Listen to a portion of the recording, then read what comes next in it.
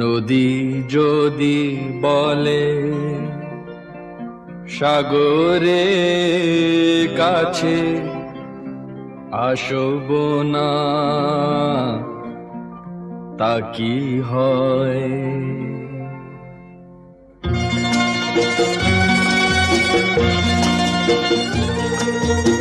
নদী যদি বলে সাগরের কাছে আসব না, তা কি হয়?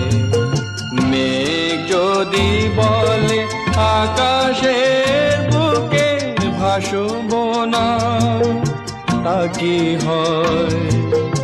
তা কি হয়?